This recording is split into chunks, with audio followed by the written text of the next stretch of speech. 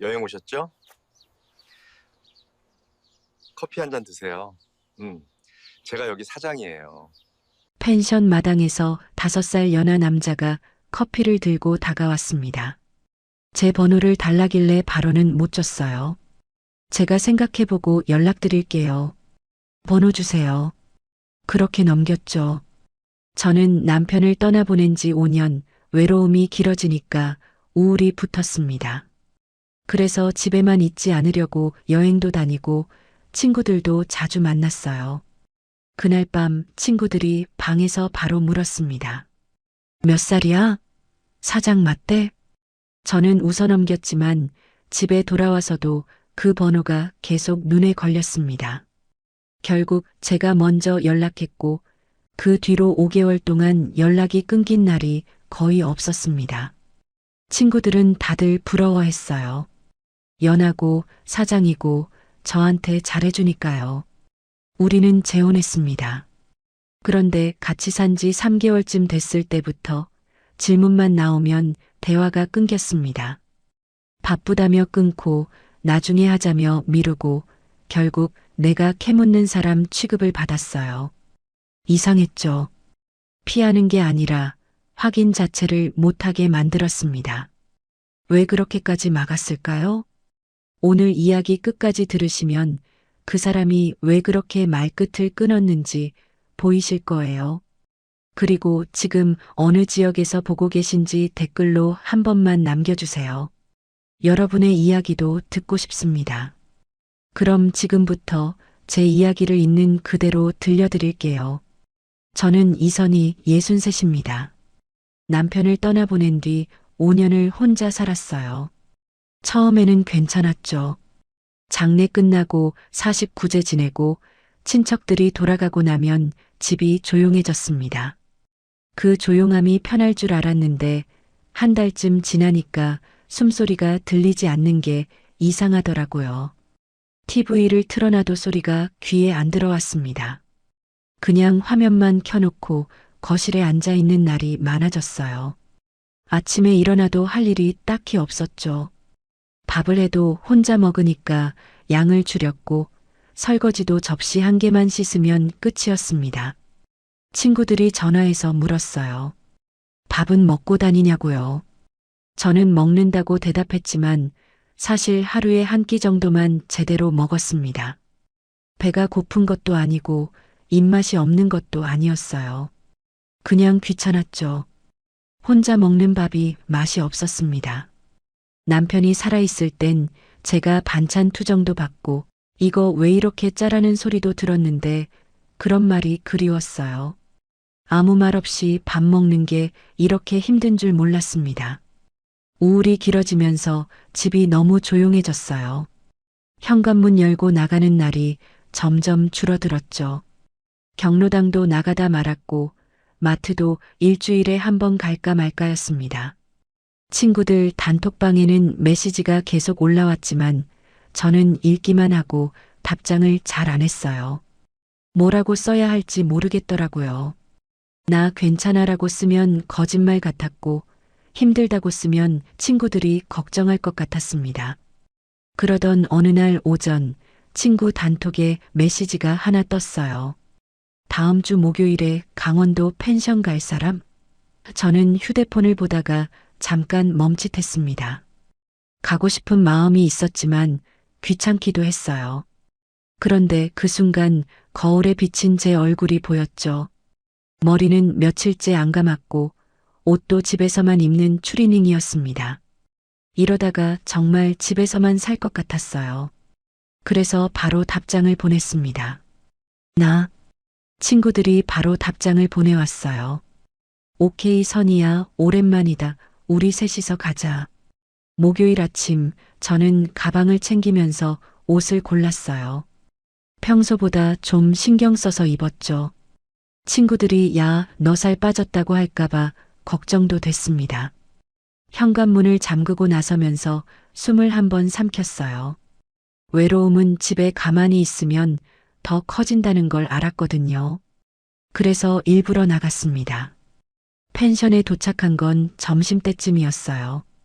친구 둘이 먼저 와 있었고 저는 짐을 끌고 마당으로 들어갔습니다. 마당에는 나무 테이블이 몇 개 놓여 있었고 햇살이 따뜻하게 내리쬐고 있었어요.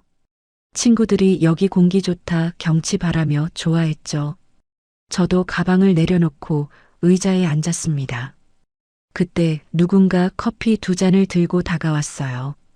여행 오셨어요? 목소리가 낮고 부드러웠습니다. 고개를 들어보니 50대 후반쯤 되어 보이는 남자였어요. 키는 보통이었고 얼굴은 햇볕에 그을린 것처럼 건강해 보였죠. 말투가 익숙하게 다정했습니다. 커피 좋아하시죠? 남자는 제 앞 테이블에 커피를 놓으며 웃었어요. 저는 고맙습니다라고 대답했지만 속으로는 조금 경계가 올라왔습니다. 낯선 사람이 갑자기 커피를 주면 보통 뭔가 이유가 있거든요. 여기 제가 운영해요. 사장이에요. 남자는 자연스럽게 자기소개를 했어요. 펜션 사장이라고요. 그제야 저는 아, 그러시구나 하고 고개를 끄덕였습니다. 친구들도 사장님이세요? 하며 인사를 했죠. 사장님은 잠깐 우리 테이블 옆에 서서 이야기를 나눴어요. 어디서 오셨어요? 여기 처음이세요? 같은 가벼운 질문들이었습니다. 그런데 대화가 끝날 무렵 사장님이 제게만 물었어요. 번호 주시면 제가 연락드릴게요. 친구들이 아니라 저한테만 물었습니다. 저는 잠깐 당황했어요. 왜 저한테만 묻는지 모르겠더라고요. 경계가 먼저 올라왔습니다. 남편 사별하고 혼자 사는 여자한테 남자가 번호 달라고 하면 보통 좋은 의도는 아니거든요. 그래서 저는 고개를 저으며 대답했어요. 제가 생각해보고 연락드릴게요. 대신 번호 주세요. 사장님은 잠깐 멈칫했습니다. 표정이 살짝 굳는 게 보였어요. 아마 제가 바로 번호를 줄 거라고 예상했던 것 같았죠. 그런데 저는 주지 않았고 오히려 사장님 번호를 요구했습니다. 사장님은 잠시 망설이다가 제 휴대폰에 자기 번호를 입력해 줬어요. 저장 이름은 진태였습니다. 연락 주세요. 사장님은 그렇게 말하고 마당을 떠났어요. 저는 휴대폰 화면을 보며 저장된 번호를 확인했습니다. 친구들이 바로 물었죠. 야, 뭐래? 번호 달래. 너 줬어? 아니, 내가 받아왔어. 친구들이 웃으며 야, 너 대단하다. 요즘 남자들은 그렇게 안 당한다고 말했어요. 저는 웃어넘겼지만 속으로는 조금 이상하다고 생각했습니다. 왜 저한테만 물었을까요? 친구들도 같이 있었는데 말이에요. 그날 밤 저희는 방에서 씻고 누우려고 했어요. 친구들이 침대에 앉아 또 물었습니다. 야, 몇 살이래? 사장 맞대? 너한테 왜 저래? 저는 대답을 얼버무렸어요. 그냥 우연히 나도 잘 모르겠어. 같은 말로요. 친구들은 야, 혹시 모르니까 조심해라고 했지만 동시에 근데 나쁜 사람 같진 않던데라고도 했습니다. 저는 그냥 인사만 한 거야라고 말하고 불을 껐어요. 그런데 화장실에 들어가서 혼자 휴대폰을 켰습니다. 저장된 번호가 계속 눈에 밟혔어요. 진태. 저는 화면을 끄고 다시 켰습니다. 번호를 지울까 생각했지만 손이 움직이지 않았어요. 그냥 두고 나왔죠. 다음 날 아침 저희는 체크아웃을 하고 집으로 돌아왔습니다.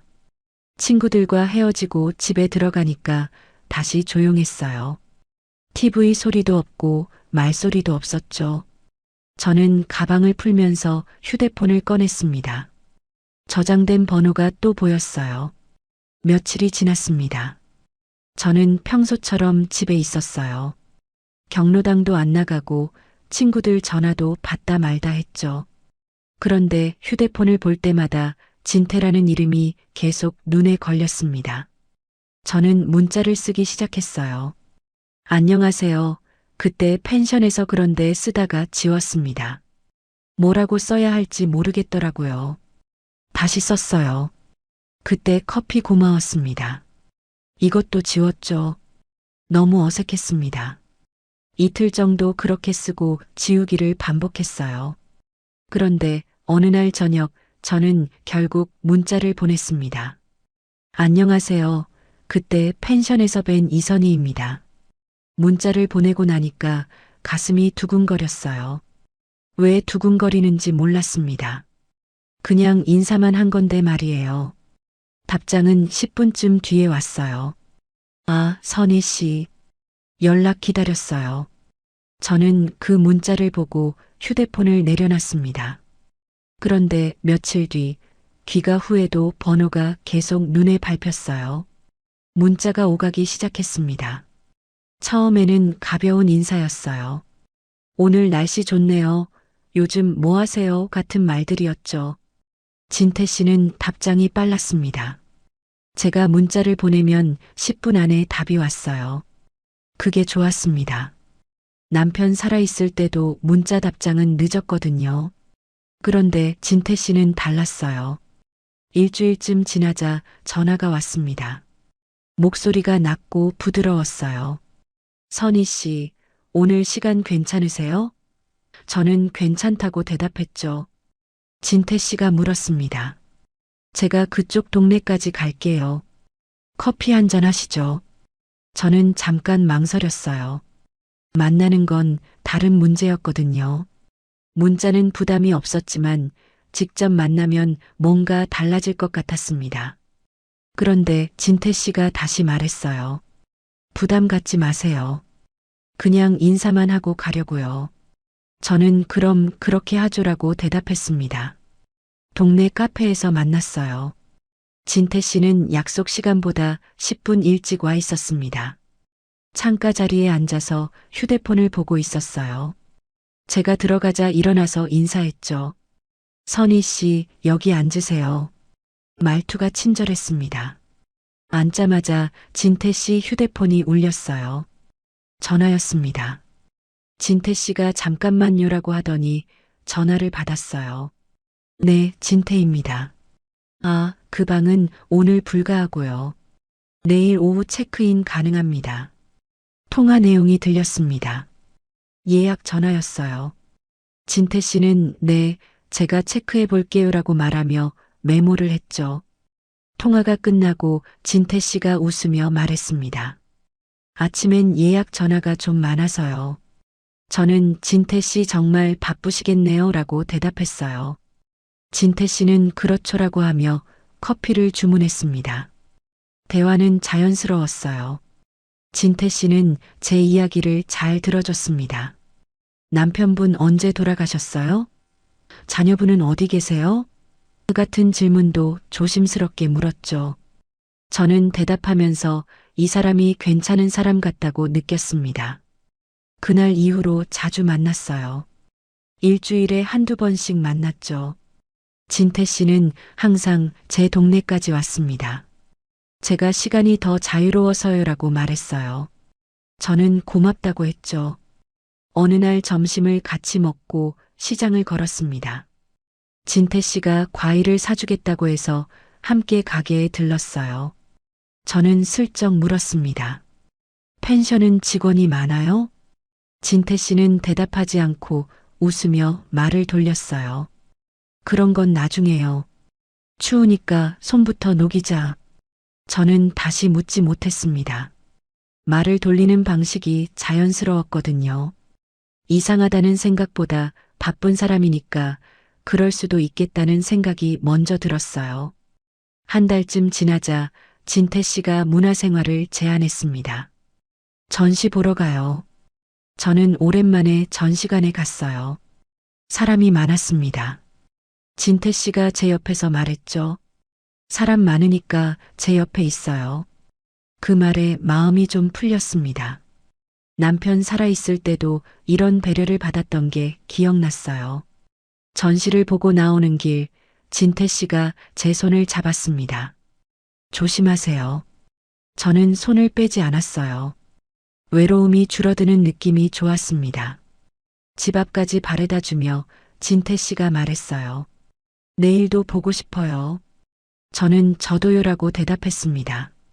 진태 씨는 웃으며 돌아갔어요. 저는 현관문을 열고 들어가서 한숨을 쉬었죠. 오랜만에 누군가와 시간을 보내니까 피곤하기도 했지만 동시에 기분이 좋았습니다. 연애가 시작된 건 그 무렵이었어요. 진태 씨는 거의 매일 문자를 보냈고 일주일에 서너 번은 만났습니다. 저는 점점 진태 씨한테 익숙해졌어요. 외로움도 많이 줄었죠. 친구들이 요즘 얼굴이 밝아졌다고 말했습니다. 그런데 석 달쯤 지났을 때 저는 궁금한 게 생겼어요. 처음 만난 그 펜션 마당 말고는 진태 씨가 일하는 모습을 본 적이 없었거든요. 사장이라고 했는데 실제로 어떻게 운영하는지 한 번도 보지 못했습니다. 그래서 가볍게 물었어요. 펜션 한번 제대로 구경 가도 돼요? 그때는 마당에서만 봤잖아요. 진태 씨는 이번엔 웃지 않았습니다. 표정이 잠깐 굳었어요. 아직은 안 돼요. 나중에요. 말투가 단단해졌습니다. 저는 왜요? 라고 묻지 못했어요. 분위기가 달라졌거든요. 진태 씨는 바로 화제를 돌렸습니다. 다음 주에 영화 보러 가요. 저는 그래요라고 대답했지만 속으로는 조금 이상하다고 느꼈어요. 왜 펜션을 못 가게 할까요? 사장이면 당연히 자기 사업장을 보여줄 텐데 말이에요. 그런데 그 생각은 오래가지 않았습니다. 진태 씨가 계속 다정하게 대해줬거든요. 저는 나중에 보여주겠지라고 생각하며 넘어갔어요. 닷새 뒤 진태 씨가 전화를 했습니다. 목소리가 조금 급했어요. 선희 씨, 오늘 저녁에 시간 돼요? 왜요? 그냥 보고 싶어서요. 저는 오후 5시에 만나요라고 대답했습니다. 진태 씨는 평소보다 일찍 왔어요. 카페에 앉아서 커피를 마시는데 진태 씨가 말했죠. 펜션 일이 좀 복잡해서요. 요즘 정신이 없어요. 저는 무슨 일인데요? 라고 물었지만 진태 씨는 또 얼버무렸습니다. 나중에 얘기할게요. 지금은 선희 씨 얼굴만 보고 싶어요. 저는 더 묻지 않았어요. 진태 씨가 피곤해 보였거든요. 그날 저녁 집 앞에서 헤어질 때 진태 씨가 제 손을 꽉 잡으며 말했습니다. 선희 씨가 있어서 다행이에요. 저는 그 말에 마음이 흔들렸어요. 이 사람이 저를 진짜 좋아하는구나 싶었죠. 넉 달쯤 지났을 때부터 패턴이 보이기 시작했습니다. 제가 펜션 이야기만 꺼내면 진태 씨는 바로 말을 돌렸어요. 요즘 손님이 많아서 곧 보여줄게요 같은 말로요. 저는 점점 이상하다고 느꼈지만 동시에 의심하면 안 되겠다는 생각도 들었습니다. 진태 씨가 저한테 잘해줬거든요. 5달째 진태 씨는 제 생일을 챙겨줬어요. 꽃다발을 들고 왔고 저녁 식사도 같이 했습니다. 식당에서 나오는 길 버스 정류장에 서서 기다리는데 진태 씨가 말했어요. 선희 씨, 우리 이렇게 계속 만날 거죠? 저는 당연하죠라고 대답했습니다. 진태 씨가 웃으며 제 손을 잡았어요. 그런데 그때 제가 다시 물었죠. 진태 씨, 펜션은 언제쯤 보여줄 거예요? 진태 씨의 손에 힘이 들어갔습니다. 표정이 순간 굳었어요. 그리고 짧게 말했죠. 그냥, 저는 그냥이 뭐예요? 라고 묻지 못했습니다. 진태 씨가 바로 화제를 바꿨거든요. 버스 온다. 타요. 저는 버스에 올라타면서 속으로 생각했어요. 왜 저렇게까지 막을까요? 뭔가 숨기는 게 있는 걸까요? 그런데 그 의심은 오래가지 않았습니다. 집에 들어가자마자 진태 씨한테서 문자가 왔거든요. 오늘 고마웠어요. 선희 씨 덕분에 행복해요. 저는 그 문자를 보고 웃었습니다. 내가 너무 예민했나 싶었어요. 하지만 그때부터 질문만 나오면 대화가 끊기기 시작했습니다. 여름이 끝나갈 무렵 진태 씨가 바다에 가자고 했습니다. 선희 씨, 우리 바다 한번 갈까요? 날씨 좋을 때 가야죠. 저는 좋아요라고 대답했어요. 사실 바다는 오랜만이었습니다. 언제 마지막으로 갔었는지 기억도 잘 안 났죠. 진태 씨는 차를 몰고 왔고 저희는 동해안 쪽으로 향했습니다. 차 안에서 진태 씨는 평소보다 말이 적었어요. 음악만 틀어놓고 운전에 집중했죠. 창밖으로 논밭이 지나가고 산이 보였다가 사라졌습니다. 저는 조수석에 앉아서 무슨 일 있어요? 라고 물었지만 진태 씨는 아니요. 그냥 생각 좀 하고 있었어요. 라고만 대답했습니다. 고속도로를 벗어나자 바다 냄새가 났어요. 짠내가 코끝으로 들어왔죠. 저는 창문을 조금 내리고 바람을 쐬었습니다. 진태 씨가 슬쩍 저를 보며 웃었어요. 기분 좋아 보여요. 저는 오랜만에 나와서 그런가 봐요라고 대답했습니다. 바다에 도착한 건 오후 2시쯤이었어요. 주차장에 차를 세우고 나오니까 파도 소리가 크게 들렸습니다. 사람은 많지 않았어요. 평일이라서 그랬는지 모래사장에는 몇 명만 걷고 있었죠. 진태 씨는 방파제 쪽으로 걸어갔고 저도 따라갔습니다. 바람이 세게 불었어요. 머리카락이 얼굴을 덮을 정도였죠. 저는 손으로 머리를 쓸어 넘기며 걸었습니다. 방파제는 생각보다 길었어요. 끝까지 가려면 한참 걸어야 했죠. 방파제 끝에 서서 한참 바다를 보고 있는데 진태 씨가 입을 열었습니다. 선희 씨, 네. 우리 이렇게 계속 만날 거면 같이 살래요? 저는 잠깐 숨이 멎는 것 같았어요. 같이 살자는 말이 갑자기 나올 줄 몰랐거든요. 바람 소리가 귀를 때렸고 파도가 방파제에 부딪히는 소리만 크게 들렸습니다. 진태 씨는 제 얼굴을 보며 다시 말했어요. 혼자 사는 거 힘들잖아요. 저도 그렇고 선희 씨도 그렇고요. 저는 대답을 바로 하지 못했어요. 머릿속이 복잡했습니다. 같이 산다는 건 결혼을 의미했거든요. 5년 동안 혼자 살았는데 다시 누군가와 산다는 게 상상이 안 됐어요. 그런데 동시에 외로움이 다시 돌아올까봐 겁이 났습니다. 혼자 있는 게 익숙해지면 안 될 것 같았어요. 생각해 볼게요. 제가 그렇게 말하자 진태 씨는 고개를 끄덕였어요. 천천히 생각하세요. 그런데 저는 이미 마음이 기울고 있었습니다. 혼자 사는 게 너무 힘들었거든요. 집에 들어가서 말소리 없는 거실에 앉아 있는 게 싫었어요. 차 안으로 돌아와서 앉았을 때 저는 입을 열었습니다. 그래요.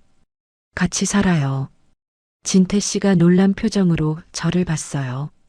진짜요? 저는 고개를 끄덕였죠. 진태 씨는 제 손을 잡으며 고맙습니다라고 말했습니다. 그 순간은 좋았어요. 누군가 제 손을 잡아주는 게 오랜만이었거든요. 집으로 돌아오는 길, 저는 창밖을 보면서 생각했어요. 이제 다시 혼자가 아니라는 게 신기했죠. 동시에 불안하기도 했습니다. 잘할 수 있을까요? 다시 누군가와 맞춰 산다는 게 쉬운 일은 아니잖아요. 일주일 뒤 저희는 주민센터에 갔습니다. 번호표를 뽑고 대기석에 앉았어요. 혼인신고 서류를 작성해야 했죠. 민원 창구 직원이 서류를 주면서 작성하시고 다시 오세요라고 말했습니다. 저는 펜을 쥐고 칸을 보다가 잠깐 손을 멈췄어요.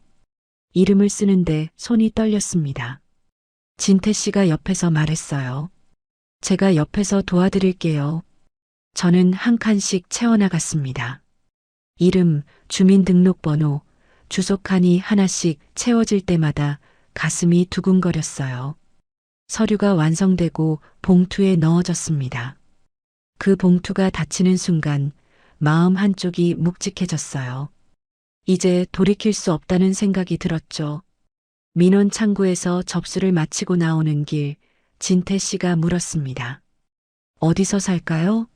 선희 씨 집이 넓으니까 거기서 살까요? 저는 그래요라고 대답했어요. 제 집은 방이 2개였고 오래 살아서 익숙했습니다. 진태 씨는 제가 짐 정리해서 갈게요라고 말했죠. 사흘 뒤 진태 씨가 짐을 들고 왔습니다. 생각보다 짐이 적었어요. 큰 가방 2개와 박스 서너 개 정도였죠. 저는 이게 다예요? 라고 물었고 진태 씨는 네, 필요한 것만 가져왔어요 라고 대답했습니다. 저는 속으로 이상하다고 느꼈어요. 사장이라면서 짐이 왜 이렇게 적을까요? 같이 살기 시작한 첫날 밤, 저는 낯설었습니다. 거실에 남자 신발이 놓여 있고 화장실에 남자 세면도구가 있는 게 어색했어요. 진태 씨는 불편하시면 말씀하세요라고 했지만 저는 괜찮아요라고 대답했죠. 사실 조금 불편했지만 적응하면 되겠다 싶었습니다. 다음 날부터 저는 아내처럼 집을 정리했어요. 아침에 일어나서 밥을 하고 청소를 하고 빨래를 했습니다. 진태 씨 옷도 개서 장롱에 넣어줬죠. 비타민도 챙겨서 식탁에 놓았습니다. 오랜만에 누군가를 챙기니까 손이 바빴어요. 진태 씨는 고맙습니다라고 말했지만 실제로 집에 있는 시간이 거의 없었습니다. 새벽 6시쯤 나가서 밤 10시가 넘어서 들어왔어요. 저는 펜션 운영 때문에 바쁜가 보다라고 생각했죠. 사장이니까 그럴 수 있다고요. 어느 날 아침 진태 씨가 나가려고 현관에서 신발을 신는데 저는 물었습니다. 여보, 오늘은 몇 시에 들어와요? 늦을 것 같아요. 손님 체크인이 많아서요. 그럼 저녁은요? 밖에서 먹을게요. 신경 쓰지 마세요. 진태 씨는 그렇게 말하고 문을 닫았어요. 저는 혼자 남아서 설거지를 했습니다. 같이 산다는 게 이런 건가 싶었어요. 얼굴은 보지만 대화는 짧고 밥은 따로 먹고요. 혼자 사는 것보다 나은 게 뭔지 모르겠더라고요. 한 달쯤 지났을 때 저는 궁금증을 참지 못했습니다.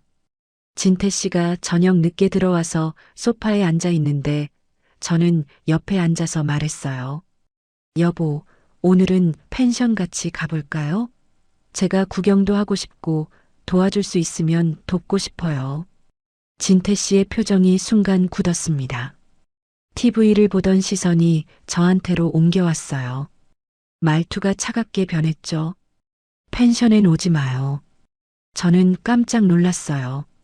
평소에는 다정했는데 그 순간만큼은 목소리가 완전히 달랐거든요. 왜요? 저도 한번 보고 싶은데요. 부부잖아요. 그냥이 뭐예요? 같이 사는데 펜션도 못 가요? 진태 씨는 더 이상 대답하지 않았습니다. 그냥 자리에서 일어나서 방으로 들어가 버렸어요. 저는 거실에 혼자 남아서 멍하니 앉아 있었습니다. 왜 저렇게까지 막을까요? 부부인데 펜션 구경도 못 가게 하다니요. 다음 날 아침 진태 씨는 평소처럼 나갔습니다. 인사도 짧았어요. 다녀올게요. 저는 조심히 다녀와요라고 대답했지만 속으로는 불안했습니다. 뭔가 잘못되고 있다는 느낌이 들었어요. 그날부터 펜션은 금지구역이 됐습니다. 저는 다시는 펜션 이야기를 꺼내지 못했어요. 같이 산 지 석 달쯤 됐을 때 진태 씨한테서 전화가 왔습니다. 저는 마트에서 장을 보고 있었어요. 진태 씨가 좋아하는 반찬 재료를 고르고 있었죠. 두부, 돼지고기, 파 장바구니에 하나씩 담고 있었는데 휴대폰이 울렸습니다. 여보, 지금 통화돼요? 목소리가 급했어요. 평소보다 빨랐죠. 저는 장바구니를 들고 가만히 서서 들었습니다. 네, 왜요? 예약이 갑자기 깨졌어요. 큰 예약이었는데 취소됐어요. 그래요? 그럼 어쩌죠? 이번 달 매출이 빠지면 직원 월급 줄 게 없어요. 어떡하죠? 저는 장바구니를 바닥에 내려놨어요. 진태 씨 목소리가 진짜 급했거든요. 얼마나 부족한데요? 진태 씨는 잠깐 멈칫했습니다. 그리고 조심스럽게 말했어요. 이번 달만 300만 원만 메꿔주면 돼요. 저는 숨을 한번 삼켰어요. 300만 원이 작은 돈은 아니었습니다. 저축한 돈을 조금씩 쓰며 살고 있었거든요. 그런데 진태 씨는 여보였죠. 여보가 힘들다는데 도와줘야 하지 않을까요? 알겠어요. 제가 이체할게요. 고마워요. 진짜 이번만이에요. 다음 달엔 예약이 많아요. 전화를 끊고 저는 다시 장을 봤습니다. 그런데 뭘 담았는지 기억이 안 나더라고요. 머릿속이 복잡했어요. 계산을 하고 집에 돌아와서 장을 정리했습니다. 그리고 휴대폰 뱅킹 앱을 켰어요. 진태 씨 계좌로 300만 원을 이체했습니다. 확인 버튼을 누르는 순간 가슴이 답답했어요. 그런데 여보니까라는 말로 스스로를 묶었습니다. 일주일 뒤 또 전화가 왔습니다. 이번에는 밤 9시쯤이었어요. 저는 설거지를 하고 있었죠. 진태 씨는 아직 안 들어왔고 집은 조용했습니다. 설거지하는 물소리만 들렸어요. 여보, 나예요. 왜요? 언제 들어와요? 그게 지금 문제가 생겼어요. 제 손이 멈췄어요. 설거지하던 그릇을 싱크대에 놓고 휴대폰을 귀에 가져다 댔습니다. 무슨 문제요? 자재업체에서 대금을 당장 달래요. 안 주면 공사가 중단돼요. 무슨 공사요? 화장실 리모델링이요. 손님들이 낡았다고 불평해서 공사 시작했는데요. 저는 고개를 끄덕이며 들었어요. 그럴 수도 있겠다 싶었죠. 얼마요? 500만 원이요. 저는 잠깐 말문이 막혔습니다. 지난번에 300만 원 줬는데 이번엔 500만 원이라고요. 저는 참았던 질문을 꺼냈어요. 여보, 왜요? 어디에 정확히 쓰는 거예요? 진태 씨는 바로 방어했습니다. 목소리가 높아졌어요. 당신이 오면 더 복잡해져요. 내가 알아서 할게요. 증빙 좀 보여줘요. 영수증이나 견적서 같은 거요. 왜 그렇게까지 해요? 날 못 믿어요? 진태 씨의 목소리가 화가 난 것처럼 들렸습니다. 저는 당황했어요. 제가 뭘 잘못했나 싶었죠. 그런데 동시에 화를 내는 게 이상했습니다.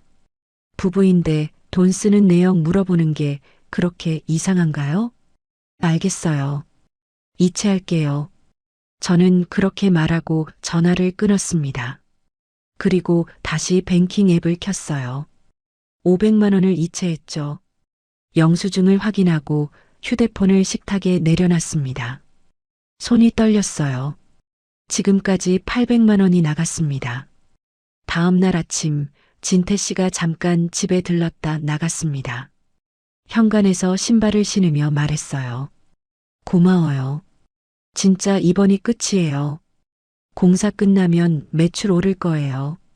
저는 조심히 다녀와요라고 대답했지만 믿어지지 않았습니다. 이번이 끝이라는 말이 진심일까요? 지난번에도 같은 말을 했는데요. 사흘 뒤 또 전화가 왔습니다. 이번엔 낮 1시쯤이었어요. 저는 빨래를 널고 있었죠. 베란다에서 빨래 집게로 옷을 하나씩 고정하고 있었는데 휴대폰이 울렸습니다. 손을 닫고 받았어요. 여보. 왜요? 자재값이 급해요. 1,000만 원만 빌려줘요. 저는 빨랫줄을 놓쳤어요. 손에서 힘이 빠지면서 빨래 집게가 바닥에 떨어졌습니다. 1,000만 원이라고요? 1,000만 원이요? 네. 이번에 정말 큰일이에요. 이거 안 주면 펜션이 문 닫아요. 저는 베란다에서 거실로 들어가서 소파에 앉았습니다. 머리가 복잡했어요. 300, 500, 그리고 이번엔 1,000만 원이라고요. 합치면 1,800만 원이었죠. 저는 처음으로 단단하게 물었습니다. 사업자 등록증 보여줘요. 지금까지 한 번도 못 봤잖아요. 진태 씨는 잠깐 침묵했어요. 그리고 말했죠. 사장이 여러 명이에요. 무슨 소리예요? 처음엔 당신이 사장이라고 했잖아요. 실소유주는 따로 있고 내가 운영을 맡은 거예요. 저는 이해가 안 됐습니다. 처음 만났을 때는 제가 여기 운영해요. 사장이에요라고 했잖아요. 그런데 지금은 실소유주는 따로라고요? 그럼 사업자 등록증엔 누구 이름이 돼 있어요? 회계 정리 끝나면 보여줄게요. 지금은 복잡해요. 같은 질문인데 대답이 매번 달랐습니다. 저는 그때 깨달았어요. 뭔가 심각하게 잘못됐다는 걸요. 여보, 내일 같이 가요. 펜션 주소 찍어줘요. 제가 직접 가볼게요. 내일은 취소됐어요. 뭐가 취소됐어요? 손님 예약이 취소돼서 청소 안 해도 돼요. 그럼 모레요. 모레는 갑자기 손님이 들어왔어요. 그럼 글피는요? 거래처 미팅이 있어요. 일정이 연달아 바뀌었습니다. 내일도 안 되고 모레도 안 되고 글피도 안 된다고 했어요. 저는 그때 확신했습니다. 이 사람이 거짓말을 하고 있다는 걸요. 당신 말이 자꾸 바뀌어요. 처음엔 사장이라더니 지금은 운영만 맡았다고 하고요. 바뀌는 게 아니라 상황이 복잡한 거예요.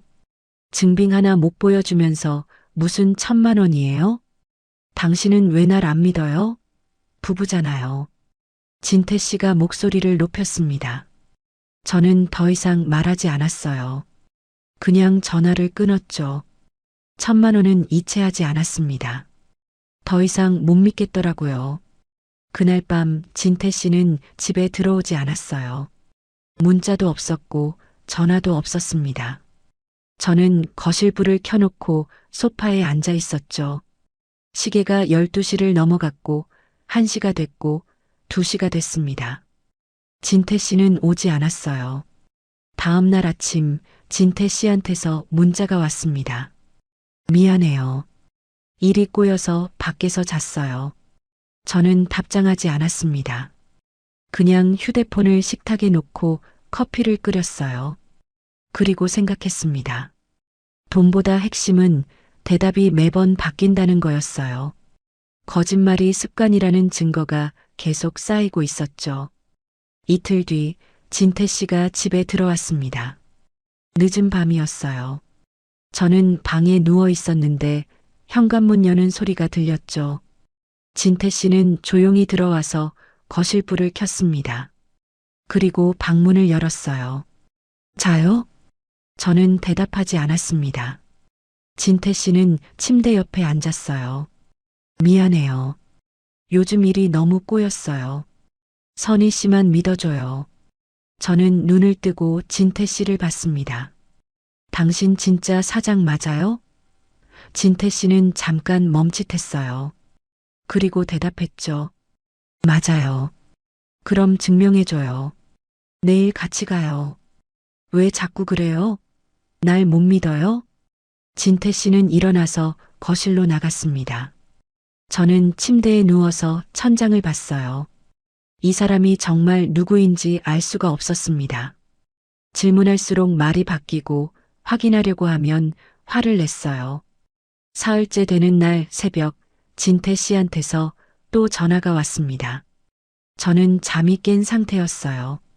밤새 뒤척이다가 새벽 5시쯤 눈을 뜬 참이었죠. 천장을 보고 있는데 휴대폰이 울렸습니다. 화면에 여보라고 뜨더라고요. 저는 한참 망설이다가 받았습니다. 지금 통화돼요? 목소리가 급했어요. 평소보다 더 다급했죠. 네. 이번만 넘기면 돼요. 진짜 마지막이에요. 저는 대답하지 않았습니다. 그냥 침대에 누워서 천장을 보며 들었어요. 진태 씨가 계속 말했죠. 2,000만 원만 빌려줘요. 이번 주 안에 갚을게요. 큰 예약이 들어와서 입금 들어오면 바로 갚을게요. 2,000만 원이라고요. 지난번에 1,000만 원 요청했을 때도 안 줬는데 이번엔 2,000만 원이라고요. 저는 대답을 길게 하지 않았습니다. 알겠어도 안 돼도 아니고 그냥 통화를 끊었어요. 휴대폰을 침대 옆 테이블에 내려놨습니다. 그리고 생각했어요. 1,000만 원도 거절했는데 이번엔 액수를 2배로 늘렸네요. 더 이상 말로는 안 되겠다 싶었습니다. 직접 확인해야겠다고 결심했어요. 침대에서 일어나 옷을 갈아입었습니다. 거울을 보니까 얼굴이 파리했어요. 요즘 잠을 제대로 못 잤거든요. 눈밑이 까맣게 변했죠. 가방에 휴대폰 충전기, 신분증, 통장을 넣었습니다. 그리고 현관문을 열고 나갔어요. 문을 잠그는데 손이 떨렸습니다. 새벽 버스를 타고 강원도로 향했어요. 진태 씨가 처음 일한다고 했던 그 펜션으로요. 주소는 예전에 펜션 홍보 전단지에서 봤던 걸 기억하고 있었습니다. 버스 안에서 내비게이션을 켜서 주소를 입력했어요. 2시간 반 정도 걸린다고 나왔죠. 버스 안에는 사람이 많지 않았습니다. 몇 명만 앉아 있었어요. 저는 창가 자리에 앉아서 창밖을 봤죠. 아직 어두웠습니다. 가로등 불빛만 지나갔어요. 버스는 고속도로를 달렸습니다.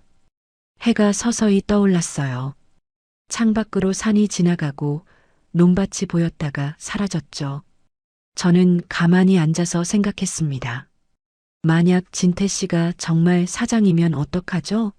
제가 의심한 게 미안해질 텐데요. 그런데 만약 아니라면요? 그럼 지금까지 뭘 믿고 살았던 걸까요? 펜션에 도착한 건 오전 11시쯤이었습니다. 버스에서 내려서 조금 걸었어요. 입구에 바다뷰 펜션이라고 적힌 간판이 보였습니다. 생각보다 규모가 컸어요. 3층짜리 건물이었죠. 주차장에 차가 서너 대 서 있었습니다. 저는 천천히 걸어서 로비로 들어갔어요. 자동문이 열리고 시원한 에어컨 바람이 나왔죠. 프런트에 젊은 여자가 앉아 있었습니다. 20대 후반쯤 되어 보였어요. 화장이 깔끔했고 제복을 입고 있었죠. 저는 손님처럼 들어갔습니다. 프런트에서 사장님을 찾지 않았어요. 대신 그냥 둘러봤죠. 로비는 깨끗했습니다. 흰색 소파가 놓여 있고 유리창 너머로 바다가 보였어요. 벽에는 펜션 안내 사진이 걸려 있었습니다. 저는 로비를 천천히 걸으며 주변을 봤어요. 복도 입구가 보였죠. 객실 이렇게 화살표가 붙어 있었습니다. 저는 그쪽으로 걸어갔어요. 복도는 길었습니다. 양쪽으로 객실 문이 쭉 있었어요. 201호, 202호 문마다 번호가 붙어 있었죠. 복도를 따라 걷는데 청소 카트가 보였습니다. 파란색 카트였어요. 그 옆에 진태 씨가 서 있었습니다. 제 발이 멈췄습니다. 진태 씨는 회색 작업복을 입고 있었어요. 고무 장갑을 끼고 있었고요. 손에는 노란색 걸레가 들려 있었습니다. 청소 카트를 밀고 복도를 지나가고 있었어요.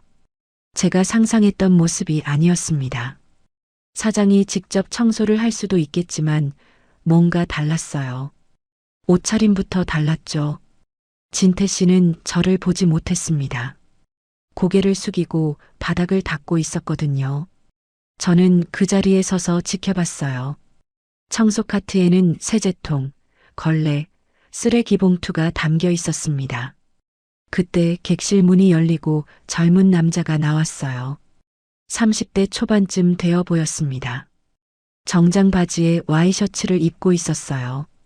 소매를 걷어올린 상태였죠. 진태 씨를 보더니 말했습니다.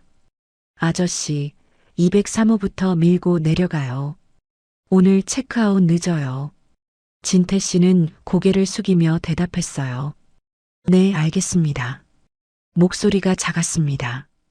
평소 제게 말하던 목소리와 달랐어요.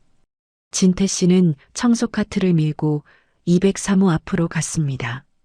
그리고 문 앞 바닥을 닦기 시작했어요. 젊은 남자는 복도를 걸어가며 휴대폰으로 통화를 했죠. 저는 천천히 다가갔습니다.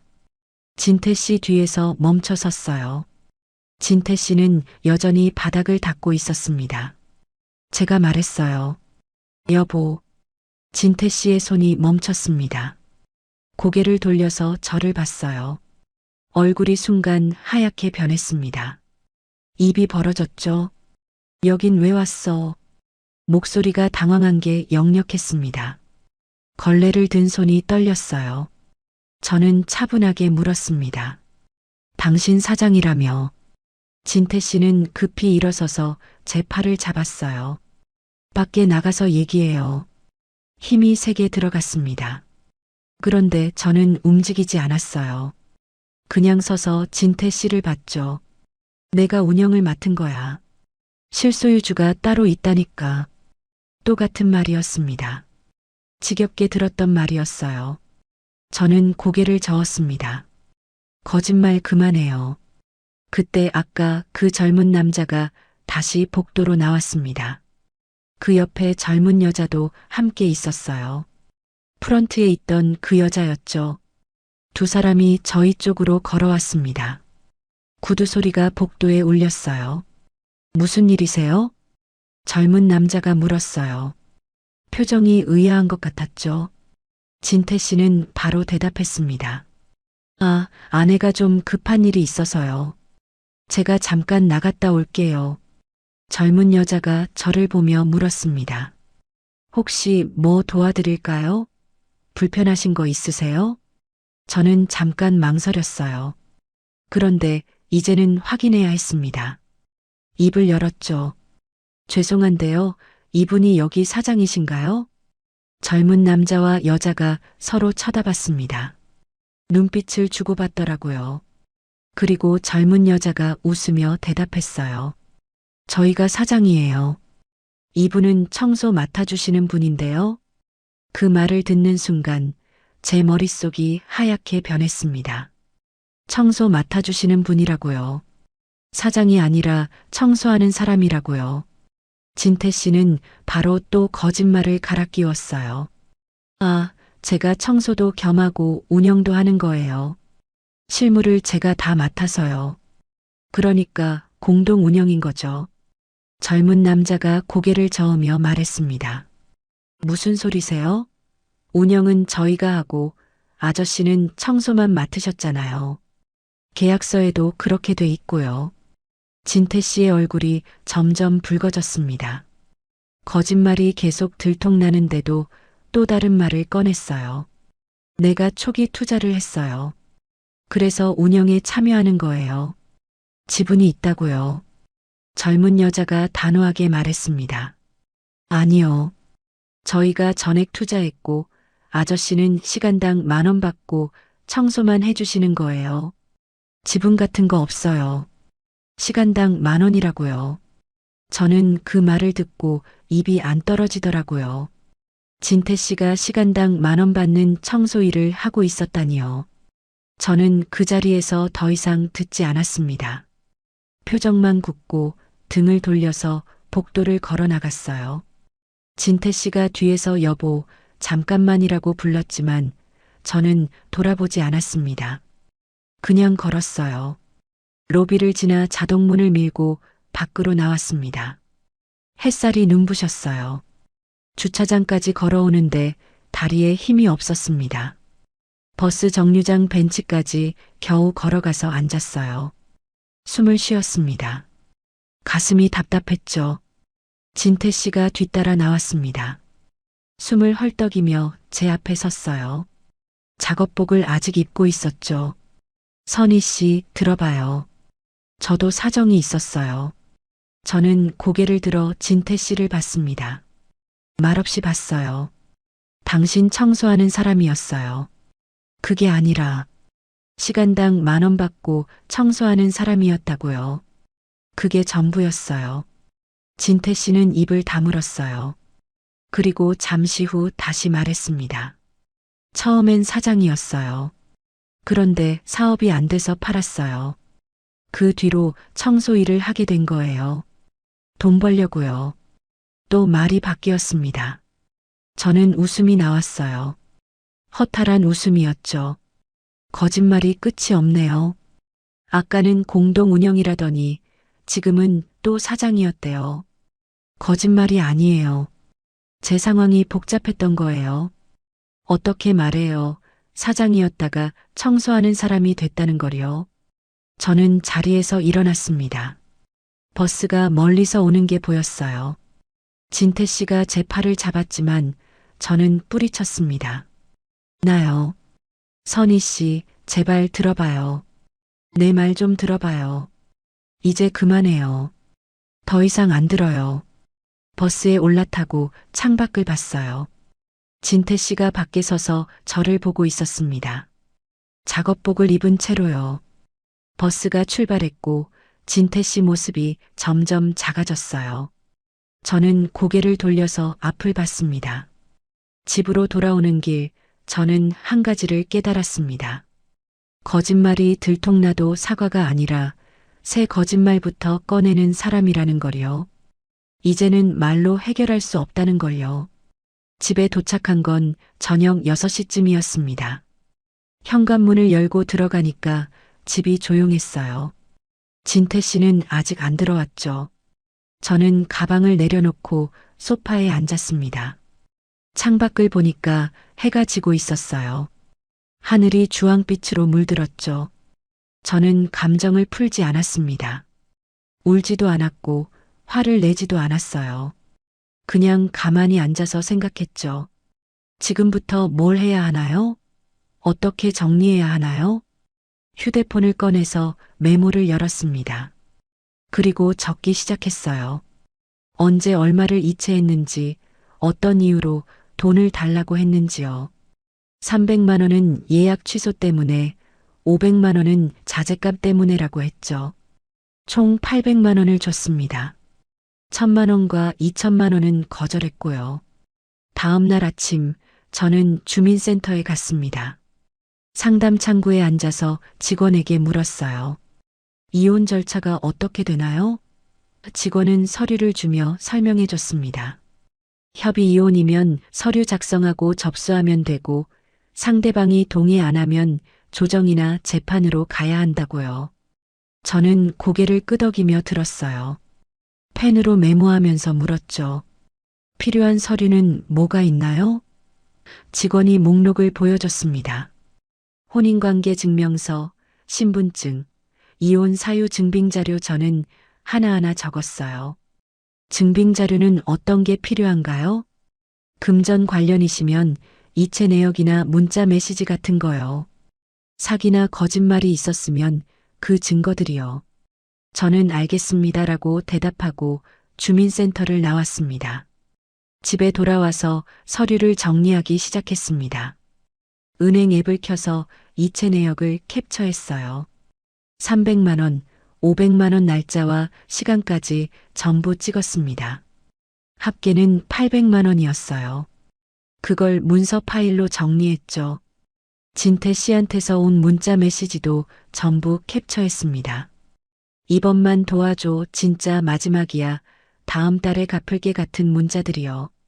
스크롤을 내리면서 캡처하는데 문자가 정말 많더라고요. 매번 마지막이라고 했는데 계속 돈을 요구했던 거죠. 통화 기록도 정리했어요. 언제 전화했고 통화 시간이 얼마나 됐는지요. 펜션 주소도 적었습니다. 그리고 젊은 사장들이 한 말도 적었어요. 청소 맡아주시는 분 시간당 10,000원 이런 것들을요. 정리를 하면서 저는 깨달았어요. 누굴 설득하려는 게 아니라는 걸요.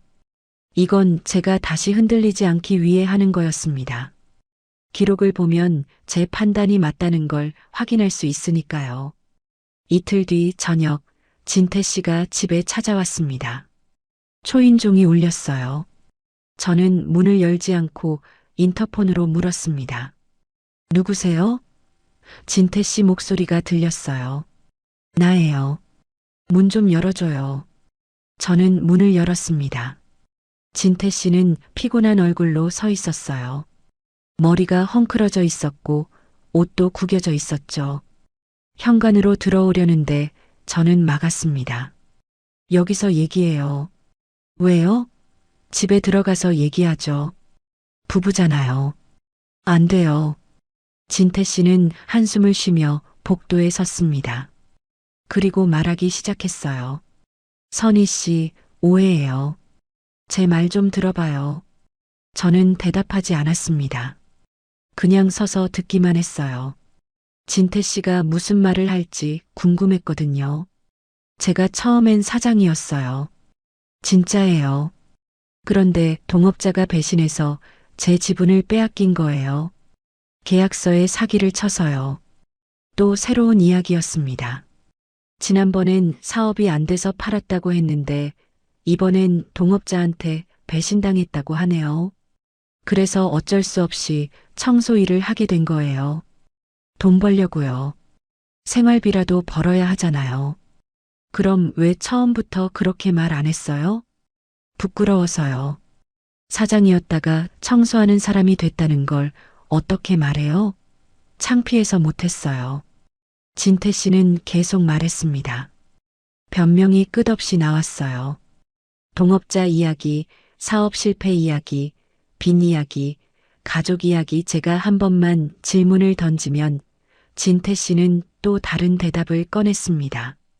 선희 씨, 저도 힘들었어요. 당신한테 말하고 싶었는데 용기가 안 났어요. 거절당할까봐 무서웠어요. 그럼 돈은요? 제가 준 돈은 어디에 썼어요? 생활비요. 제가 빚이 있어서 갚았어요. 카드값이랑 대출이요. 펜션 자재값이라고 하지 않았어요? 예약 취소됐다고 하지 않았어요? 그것도 맞아요. 빚 중에 펜션 관련 빚이 있었어요. 그걸 갚은 거예요. 말이 또 바뀌었습니다. 저는 고개를 저었어요. 더 이상 들을 필요가 없었습니다. 그만해요. 나가요. 선희 씨, 제발 한 번만 더 기회를 줘요. 제가 잘못했어요. 정말 잘못했어요. 안 돼요. 기회는 없어요. 저는 현관으로 들어가서 짐가방을 끌고 나왔습니다. 진태 씨 짐이었어요. 며칠 전에 미리 싸둔 거였죠. 옷, 세면도구, 신발 전부 가방에 넣어뒀습니다. 가방을 복도에 내려놓고 말했어요. 짐 가져가요. 다시는 연락하지 마요. 선희 씨, 이러지 마요. 우리 부부잖아요. 법적으로 부부라고요. 저는 문고리를 잡았어요. 그리고 짧게 말했습니다. 그만해요. 나가요. 더 이상 말하지 않았습니다. 문을 닫고 잠갔어요. 진태 씨가 밖에서 문을 두드렸습니다. 선희 씨, 문 열어줘요. 제발이요. 저는 대답하지 않았습니다. 그냥 거실로 걸어가서 소파에 앉았어요. 한참 뒤 문 두드리는 소리가 멈췄습니다. 진태 씨가 간 것 같았어요. 저는 창문으로 아래를 내려다봤죠. 진태 씨가 가방을 끌고 아파트 입구로 걸어가고 있었습니다. 뒷모습이 작아졌어요. 그 모습을 보며 저는 한숨을 쉬었습니다. 다음 날부터 저는 새 일상을 시작했습니다. 아침에 일어나서 청소를 했어요. 진태 씨가 쓰던 물건들을 정리했습니다. 화장실 칫솔, 면도기, 수건방에 걸려있던 옷들도 전부 박스에 담았어요. 박스를 현관 옆에 쌓아뒀죠. 나중에 가져가라고 문자를 보냈지만 진태 씨한테서 답장은 없었습니다. 이혼 서류는 변호사 사무실에 맡겼어요. 상담을 받으러 갔더니 변호사가 정리한 자료를 보고 고개를 끄덕였습니다. 증빙이 잘 돼 있네요. 협의 이혼 신청해보고 상대방이 동의 안 하면 재판으로 가면 돼요. 저는 알겠습니다라고 대답했죠. 시간이 걸리더라도 끝까지 하고 싶어요. 변호사가 괜찮으시겠어요? 라고 물었고 저는 괜찮습니다라고 답했습니다. 일주일쯤 지나자 진태 씨한테서 문자가 왔습니다.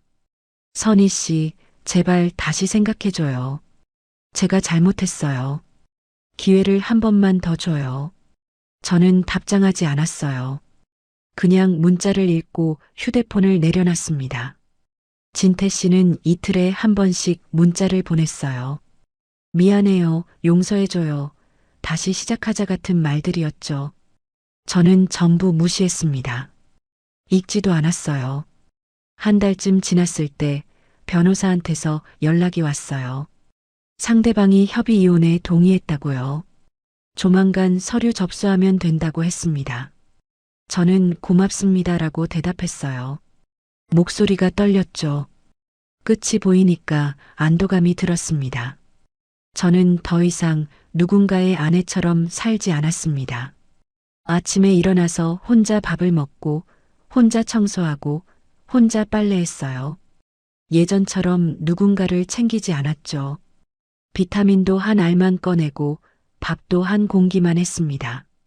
더 이상 나중에로 미루지 않았습니다. 궁금한 게 있으면 바로 확인했어요. 이상한 게 있으면 바로 물었죠. 기록하고 증빙하고 의심이 들면 멈췄습니다. 친구들이 전화해서 물었어요. 너 괜찮아? 많이 힘들지? 저는 괜찮다고 대답했습니다. 진짜 괜찮았어요. 슬프진 않았거든요. 그냥 담담했습니다.